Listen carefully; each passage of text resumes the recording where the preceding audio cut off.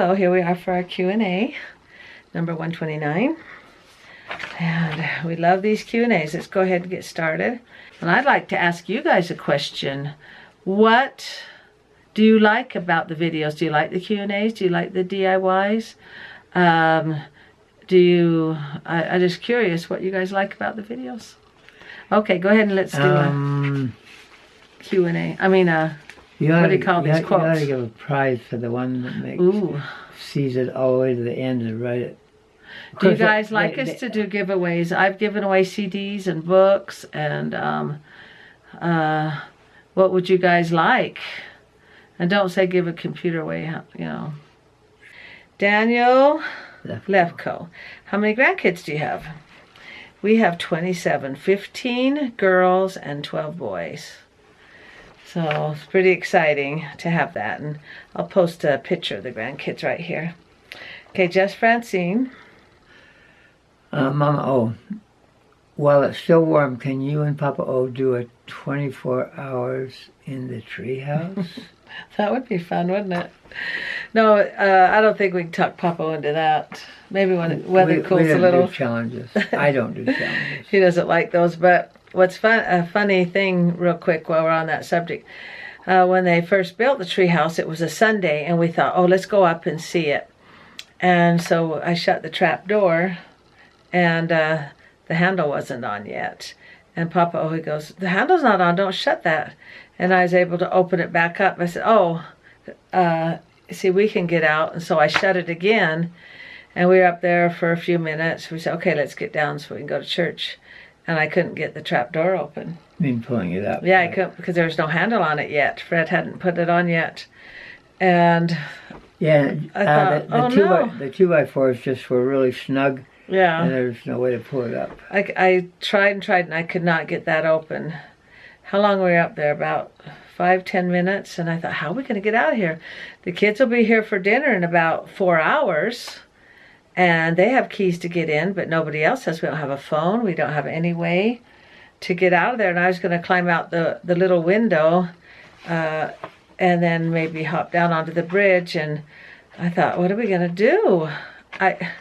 It was so silly because we were trapped up in the treehouse. And then I thought, oh, I could hear Fred talking. He's the next door neighbor that built it. And I just started hollering, Fred, Fred. And he goes, yeah. And I said, we're stuck up in the treehouse. And we could hear some laughing. And I said, can you just put the ladder over the fence? Because he could just climb over the fence. Because he doesn't have a key to our house. And he sent his son Michael up. And we could still hear some snickering. And they came up and pushed up the trap door so we could get out. And they're just laughing. Go, what are you two doing up here? They were just stuck in the treehouse. We didn't know you hadn't put the handle back on yet. And they just grinning. They thought that was the funniest thing, that we were stuck in the treehouse. But we got out, made it to church, got dinner done, and had the kids come over. So that was funny. Kathy Conley. Mama O, did you know that a tomato is a nightshade vegetable? Once upon a time, tomatoes were considered poisonous. And they were called poison apple. Interesting. And the reason they were called a poison apple is because people were dying. And they weren't dying from the tomatoes. Just kind of, they said here it was called poison apple because people thought that the aristocrats got sick and died after eating them. But the truth was, the wealthy Europeans used pewter plates, which were high in lead content. Because the tomatoes were high in acidity,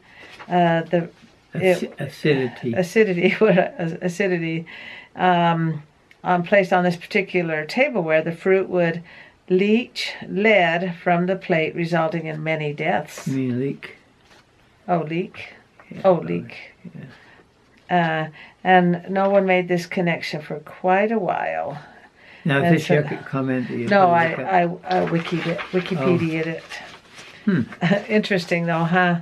And I remember hearing that the tomato was considered bad. They're also dying of the bubonic plague. That's true. And they had a bite of a tomato just before they died of plague. Yeah, that's where Snow White got her. Oh. Of course, that was a tomato. Or poisoned apple from. Okay, why don't you read that one? Papa O mentioned in a past Shazier Creations. Papa O mentioned in a past vlog that your cooking is the best. How sweet. Neither my husband nor I love cooking, and we struggle to make a home-cooked dinner. When the allure of eating out is in our minds, I love to cook more at home and from scratch, and don't love how much time it takes. Says, how long do you think you spend in the kitchen preparing meals a day? I'll bet you it's a small fraction of what it takes to go up and buy and pick out stuff. Yeah, I've learned how to cook fast. Oh, she says, and discouraging thought. I also get, one discouraging thought I get is that we spend so much time preparing the meal and it is gone in like minutes. What advice do you have to stay motivated? Well, I would say there's a lot of scratch things that are just basic food elements that cook very fast. Yeah. And it depends on what your own personal tastes are. If you want stuff that only certain restaurants have, then that's your choice. Well, it costs a lot to eat out, and you don't know really what's in it. And we eat out now and then, not very often. But it's just cheaper to stay home, and it does get eaten up fast. But I don't spend a lot of time in the kitchen cooking. I prepare, like I cook the meat ahead of time and put it in the freezer. I make homemade bread, and that's in the freezer, ready to make bread toast with. We usually do egg on toast. Yeah, egg on toast with a slice of cheese. Or fry up an egg, or slice up some tomatoes, or just we just really keep it simple. And a tomato sandwich with caraway seeds on it is most delicious. Yeah. On toast. Yeah. Most delicious thing you'd And ever I taste. freeze things, and it really doesn't take long to cook. Fry up some fish. And get a baked potato that you've cut up and cooked in the microwave maybe for, 2 minutes. I like to use frozen peas, and they're ready in a couple of minutes. And I make big batches of things, like a big batch of salad, a big batch, and then either freeze it or keep it in the fridge, and it's all ready to go. You just have to get it out and eat it. Sunday, I probably spend a couple of hours getting the fruit cup and salad. And that's to feed how many people? And that's to feed 20 people, 30. And then there's a lot left over for the week. But eating at home just is a lot easier. Keep it simple. Here's one thing that holds a lot of people back. From eating from home? Yeah, let's say from wanting to eat out. Our whole family are runners, and we decided early on that daily eating of meat is not good for a runner because it takes so long to digest. 2 to 4 days, depending on how big the pieces of meat are. And they think that if I'm fixing something at home and there's no meat to go with it, it's not a meal, so we better eat out. Yeah. And if you just have to switch your thinking, and it really doesn't take a lot to cook at home. It's just in your mind what you think, and a lot of it I prepare ahead of time, and that's what keeps me motivated. And it just tastes better. It's better for you. Well, it's less. Like we don't do cans at all, canned food, because I used to can everything. All the nutrition in cans is replaced by preservatives. Yeah, and freezer food is just like eating it fresh. There's no vitamins depleted out of it or anything. But so you can look at a can of string beans or peas, and there's almost no nutrition in there at all. Because the longer it's in the can, the more what was left in there dies. And it doesn't take long to cook up some chicken or fish. That takes less than 10 minutes.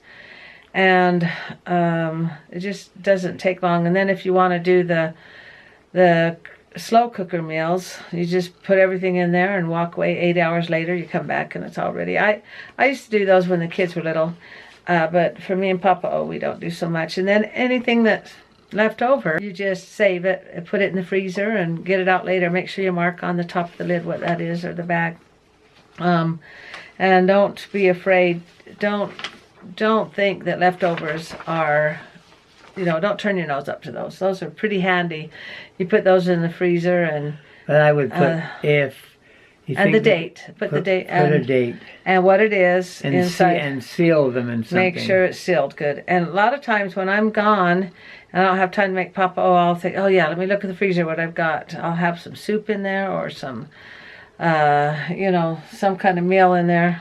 Some of your shakes you make from fruit. Yeah, I make my fruit shakes every morning. I make enough for a whole week and just put it in the freezer. The mush I make enough for a whole week. So you just make more than you need and then freeze it and save it for later. It just works out so nice.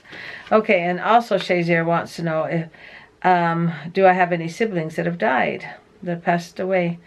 I do have 2 little twin brothers that died. One lived 12 after they were born. One was 12 hours and one lived 24 hours. Oh. And I'm going to show a picture of them. Oh. Let's see if I can. These are James and John. They were little red-headed boys. And they were buried in the casket together. I don't know if I can get that to... There they are, James and John. 2 little redheads. So cute. They're in our little family tree. And then my other siblings, they're all still around. My oldest brother, 72 or 71, Ooh. Roy. Oh. And then the youngest is like 51. And then also, you mentioned that you consider your daughter-in-law your daughter. I love that. Was your love for each of your children's spouses instant, or did it take time to feel that they are like your own children? I'll put a comment first. Okay. You can't replace 1 or 2 years of seeing somebody once a week and all of a sudden say you love them as much as your own children. That will never happen. You respect them and you show love for them, and if something were to happen to them, of course you're going to worry a lot. But that's not a good measurement to measure your love for your children. Compare it with their spouse. Well, they grew up with different parents and all their experiences with other people. Well, my opinion on that is I am really pleased with the spouses that our children have picked out. Yeah. I couldn't have picked out better ones. Yeah. And I am just really, really happy with how the dads they are, the moms they are, the spouses they are. Just really pleased, and that makes me really love them. Yeah. I mean, the love is different, but I love them. I just thank you for being good dads. Thank you for being such good moms. Thank you for loving our child and our grandkids, and that's what I mean when I say I love them like they were my own. And but with the in-laws, it's like anybody you meet. Some you get along with better than other, and it has nothing to do. Oh, do I love them? But you can have somebody you love and not get along with them, or the vice versa. You can have somebody you don't love but you get along with them. So there's quite a bit to that mixture. Yeah, and I try and be the best mother-in-law I can be. And just welcome them in, and I always give hugs. That's just something I do. I'm a hugger, and I always hug hello, and I always hug goodbye. And I hug all the grandkids, and I hug my siblings, and I hug their spouses, and I hug their children. No kissing on the lips, though. No, we don't do the lip kissing. No, because some people do, yeah. On a regular basis. No, we just do the hugs. Okay. Pro skill. You look a lot like Barbara Streisand. I've said Oh, that. that's the first time I've ever heard that. No, No. since I was about 16, somebody almost every day says I look like Barbara Streisand, and it's kind of funny. Like one time I was walking with my sister Lisa in the grocery store, and people kept looking at me, and she goes, "What are they looking at?" And I said, "Oh, they think I look like Barbara Streisand," and so people do stare at me a lot because of that. Do you guys think I look like Barbara Streisand? And Comment the other below. one was Bette Midler.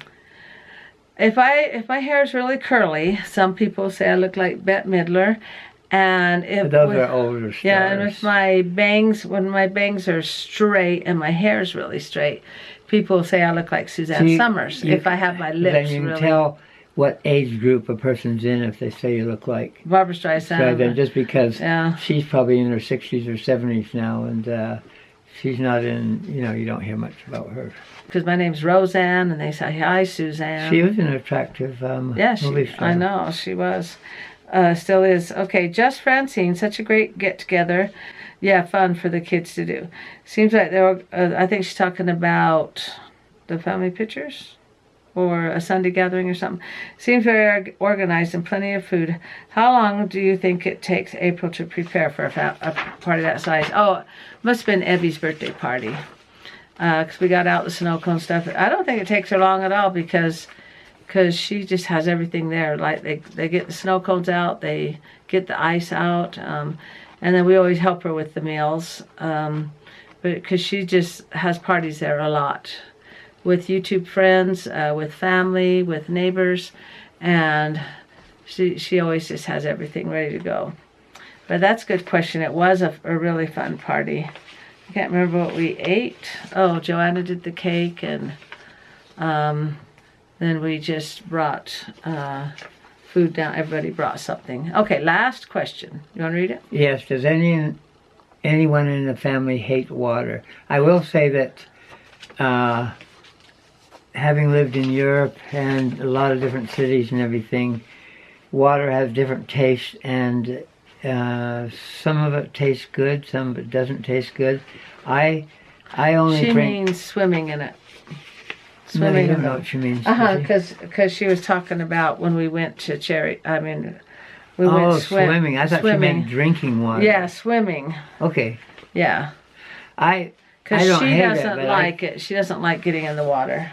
I used But to she love can't it, swim. but my eczema, the chlorine just leaves me scratching and everything. So Papa doesn't like to go swimming. Like all the kids. I like to swim, but I will itch everywhere on my body after swimming. Yeah, she was saying how all the kids were in the hot tub and then Davy's swimming pool, and she says, "Doesn't that make you nervous to have all those kids?" Of course, the adults are all watching and stuff, and she just says she's afraid of because she can't swim, and she said it kind of rubbed off onto her kids, and she was just wondering if anybody hated the water. No, the kids love it.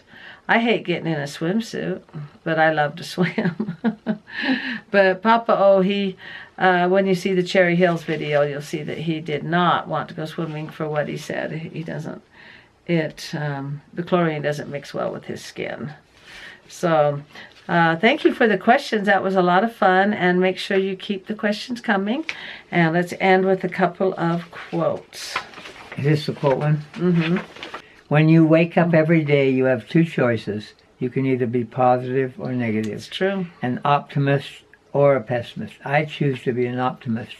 It's all a matter of perspective. That's true. Oh, Betty White, isn't she a... Oh, she's an actress, yeah. I like her. big, cockeyed... Is this Betty White talking? Yeah, cockeyed optimist. I try to accentuate the positive as opposed to the negative. She's a little crazy. She is very happy, Oh, positive person. Marie Osmond, read her. Show me. Okay. Marie Osmond, you need to be able to manage stress because hard times will come, whether you want to or not. And a positive outlook is what gets you through it. That's true, because it's coming. You can't run or hide from them. And if you just have a positive outlook and, like Betty White says, smile, keep the be an optimist, and just that'll get you through it. There's a lot of things that have to do that for every stumbling block in your life, you're a stronger person. If you can figure out a way to get through it, you're a stronger person. Mm-hmm. And you do get through it. I mean, You have to get no, through but it. I mean, make it without a disaster in your life. That is, I don't know, leaving your spouse or arguing with somebody that will never forgive you. You know, there's, you know, Yeah. it's a time to listen and a time to talk. A time to pray, a time to cry, a time... Just kidding. Okay, thanks for liking, commenting, and subscribing, and let us know what you like about our channel, and tell others about it. Thanks for all the subscribing, and we really appreciate it. Keep your questions coming, and... Today I substituted in, it's called Youth in Custody. I was a substitute in that class. Those are young people, usually under the age of 20, that are in jail, and they get released from jail to come to the school, so they can get their GED or their diploma. So that when they get out, they have an education, and they don't stay where they are. And one of the persons in there told me some of the kids in there don't appreciate what an opportunity this is to turn their life around. And I told them they'll remember after they blow it the chance by breaking, not attending school or not taking advantage of this. They'll remember it for many years. Why didn't I do that? And that's the way a lot of opportunities are. There's a lot of kids can't see past Friday night. They can't see. So you got to ask you. Say, fast forward 20 years. What's your life going to be in 20 years? What can you do to make it what you want it to be? It's not always going to be like this where you are now. We're in an age now of gamers. Everybody wants to be playing a game on some electronic device. And 3 years ago I was in an elementary school and telling the kids, gamers are okay, but unless if it starts controlling you, you're throwing your life away and your school away. And I had a girl look at me maybe in the 4th grade or something, or 5th grade, looking at me very serious, like something was the matter. And I said, right? And she says, my dad is a gamer. So I'm saying, if they take over your life and they stop you from doing constructive things. Yeah, you be in control of things. Yeah. You take the driver's seat and the steering wheel. Where do you want to go? All right, thanks for liking, commenting, subscribing, and good night, everybody. Good night.